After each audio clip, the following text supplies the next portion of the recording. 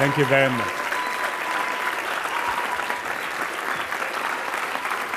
Thank you very much.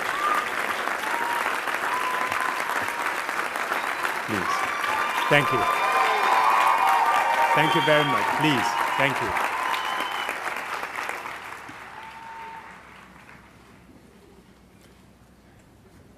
Thank you, Dean Koswet, for your kind words of introduction and for the final opportunity and honor you've done me by asking me to address SIPA class of 2011.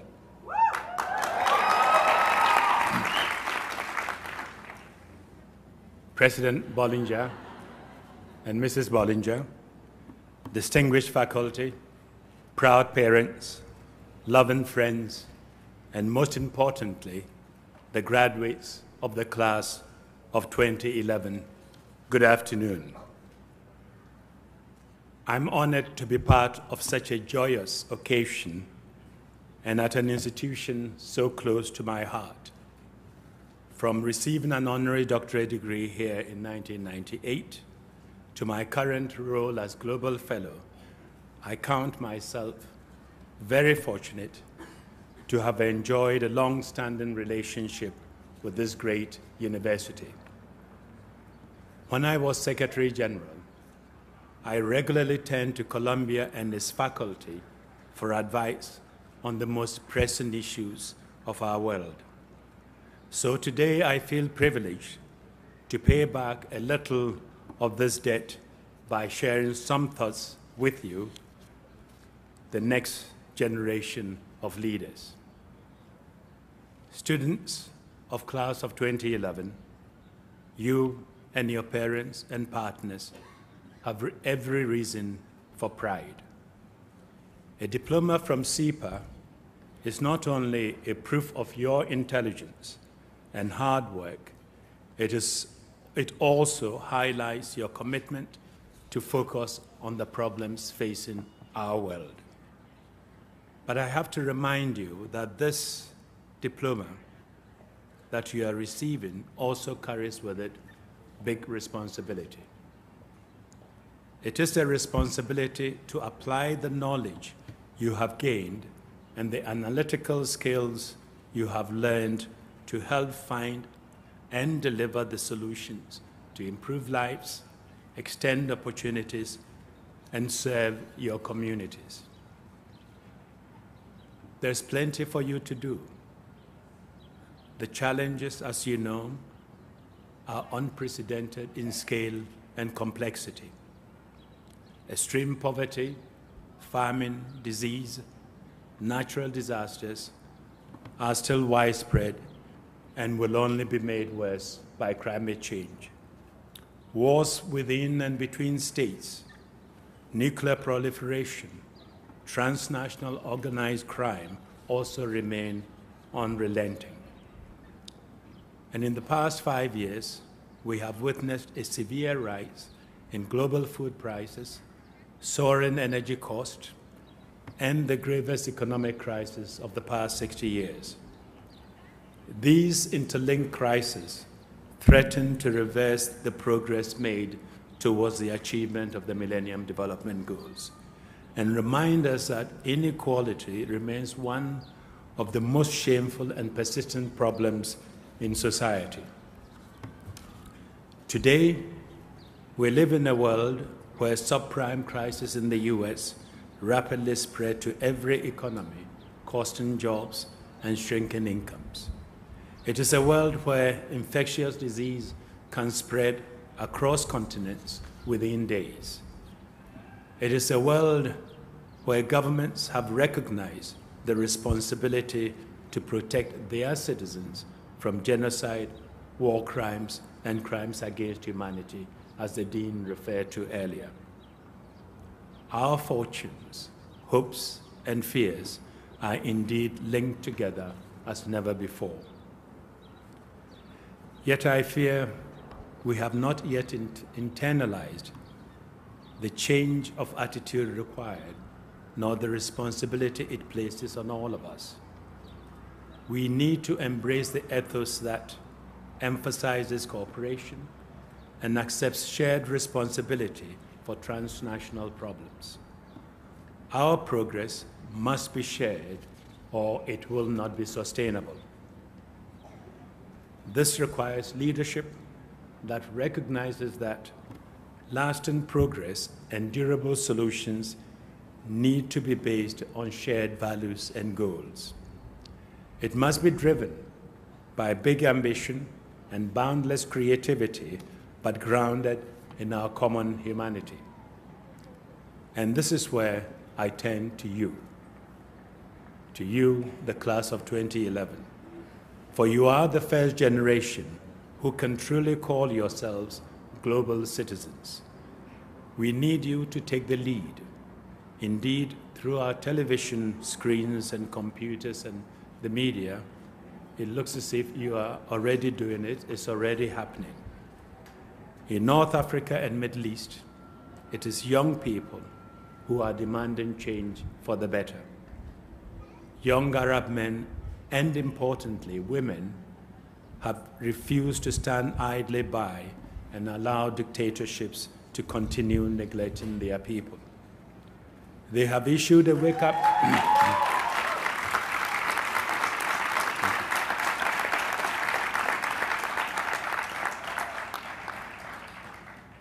They have issued a wake-up call to repressive regimes everywhere. And let me tell you, if leaders fail to lead, the people can make them follow. So as individuals, you do have power.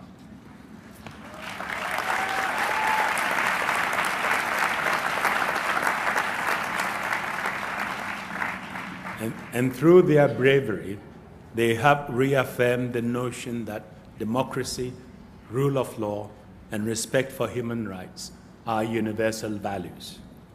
For whoever we are, wherever we live, we want our rights respected, to be confident in the rule of law, and to have honest, transparent governments responsive to our needs and aspirations.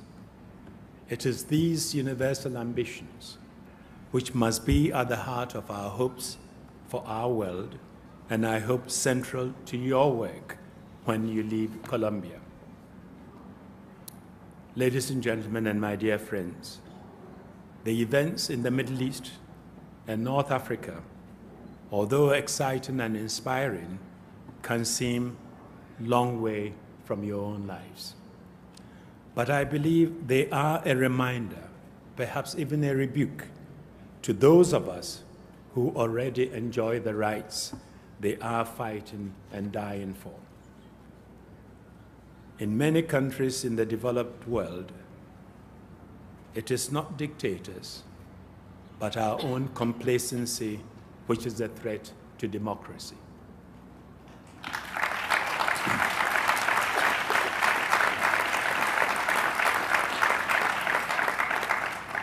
In country after country, citizens appear to have lost interest and faith in government and the electoral process. Voter turnout is low and declining. Apathy has made it easier for single-issue groups to hijack the political agenda.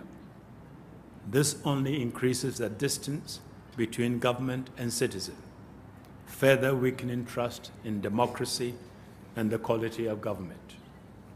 So I want to appeal to you, to challenge you, to get involved in public service or politics if you wish, and to stand up for democratic principles and values. No one is born a Democrat. No one is born a good citizen. It is only through hard work and education that we learn through the course of our lives to value democratic institutions because they ensure our freedom and safeguard our rights. Don't leave it to others. Don't limit your involvement to your profession. Be engaged, active, and value-driven citizens in everything you do. And not just at home, but internationally. Too often in the past, We have turned a blind eye to abuses or ignored problems far from home. Those who believe in rule of law at home must also insist on it abroad. For too long, we have assessed the health of country, any country for that matter, by putting a premium on economic indicators and stability at the expense of good governance. But as the developments in the Middle East and North Africa indicate, economic growth and security cannot be sustained in the long run without democracy, without the rule of law and respect for human rights. This is the critical third pillar.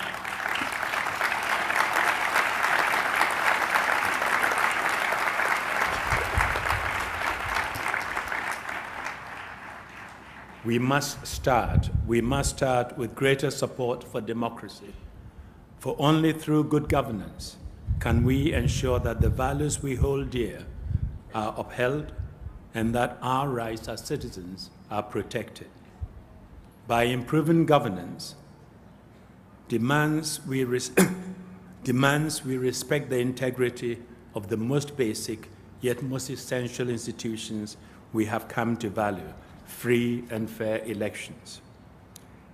Elections are now almost universal. There is scarcely a country where national leaders and legislators are not elected. But elections, as we have seen, do not on their own guarantee democracy and freedom. In many countries, they are rigged or abused, offering citizens neither choice nor promoting good government. Instead, too often, they are used as a tool to provide existing leaders with a false legitimacy to allow them to retain power. We all know what conditions must be met before and after polling for elections to be truly credible and a good instrument of democracy. Opposition parties must be free to organize and campaign without fear of intimidation. And there must be, as far as is possible, a level playing field for all candidates. On polling day itself, voters must feel safe and have confidence in the secrecy of their ballot. There should not be fear of retribution or revenge. And when the votes are counted fairly and the winner declared, the result must be accepted no matter how disappointed the defeated candidates feel. But too often, we see these conditions ignored and electoral process abused. Constitutions are altered to lift term limits. Free speech is denied. Opposition parties are threatened. Divisions are deliberately inflamed by unscrupulous politicians to focus on our differences rather than what is common. In the last few months, we have seen the terrible consequences of the abuse of electoral process in Côte d'Ivoire. The stubborn refusal of Laurent Gbagbo to relinquish power, despite having clearly lost a free and fair election, plunged the country back into civil war. As a result, as you heard from the Dean, some 3,000 lives were lost and 1 million people were forced from their homes. I have just returned from Côte d'Ivoire, where fighting has thankfully ceased for the most part. We were there to encourage healing, reconciliation, and I don't know what word to use to get them to reach out to each other.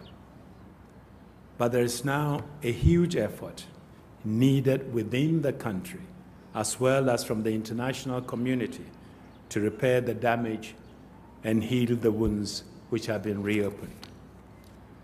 I believe most of this could have been avoided or prevented if the entire international community has stood firmly united behind its principles and supported the election result. It is a stark reminder of the importance of upholding the integrity of electoral process. In the aftermath of a crisis, elections can be a powerful instrument for resolving differences and charting a way forward in open, representative, and fair manner. The integrity of elections in these situations is essential if future disputes and conflict are to be avoided. Free and fair elections are also fundamental to long-term development, to peace, security, and prosperity. Without the accountability and transparency they bring, corruption, incompetence, and cronyism go unchecked. Without the right to have their voices heard, citizens are left without recourse to peaceful political change, and this could lead to instability, divisions, and conflict.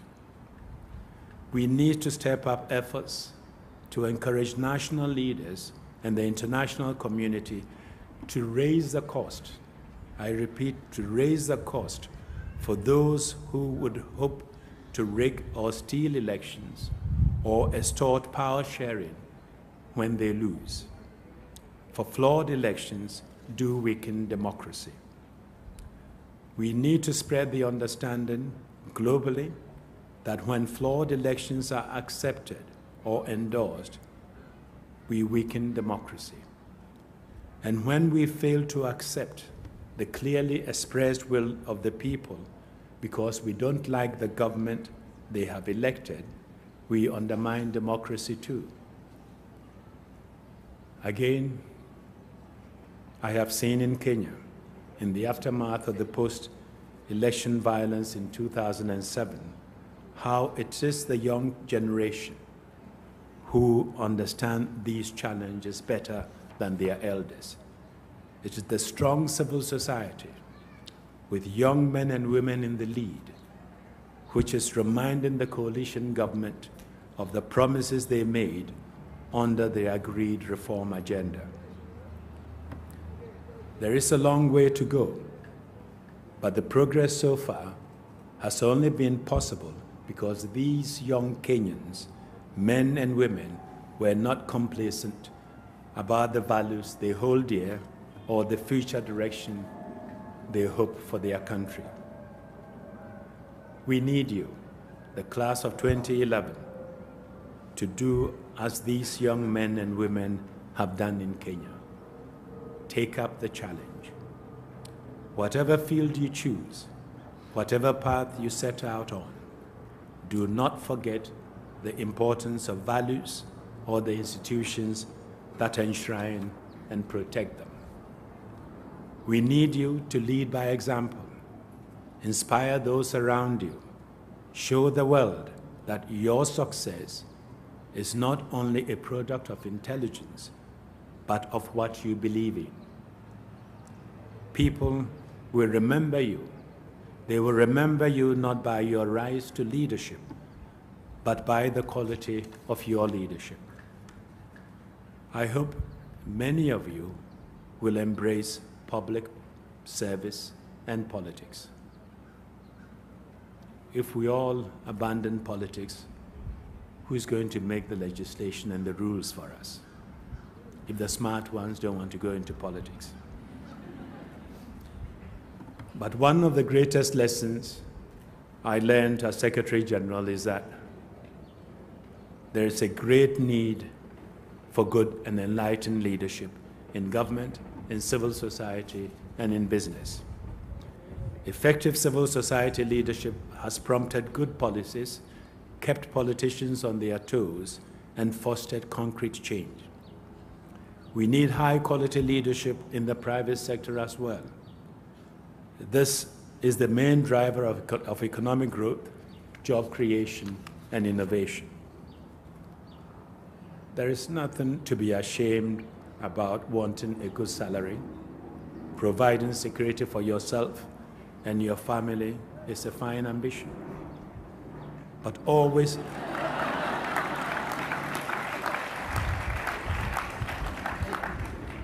I see quite a few of you are headed for Wall Street. But always look beyond your next paycheck. In your work, raise your eyes above the bottom line to the wider impact in the communities in which you operate. It will be of benefit not just to those societies, but to your own business. And we need your engagement too in civil society. In your personal as well as your professional life, use your education to guide your communities and countries in the right direction. Whatever your aspirations, remember your decisions will impact on people on the other side of the world. So always think globally, even if you have to act locally. The way you respond to these challenges will decide the health, happiness of billions of people across the globe. It is a big responsibility, but it is your world now. You must have the courage to change it for the better. You chose this university and this course to enhance your decision-making skills and your analytical abilities. But you also came here to find like-minded people who share your thirst for change and your passion for seeking solutions to the world's problems. As you leave SIPA, your first challenge will be to maintain this optimism that change is possible. Optimism that change is possible. It is not easy, but it can be done. I stand here as an example of someone who remains as optimistic today as I was when I was your age. Ending poverty and hunger, tackling climate change, or ensuring sustainable development and peace will demand both your optimism and your resolve. Your idealism is not only welcome, it is essential. Do not let the many challenges of the world discourage you. Don't let the cynics and skeptics dampen your enthusiasm. Dream, my friends, dream, and keep dreaming. For many achievements starts with a simple dream. It always starts with a dream. I, for one, have every confidence in your ability. Students of SIPA class of 2011, congratulations for all that you have achieved over the last 2 years. I wish you great success in your lives and look forward to all the achievements yet to come. We are counting on you. Thank you.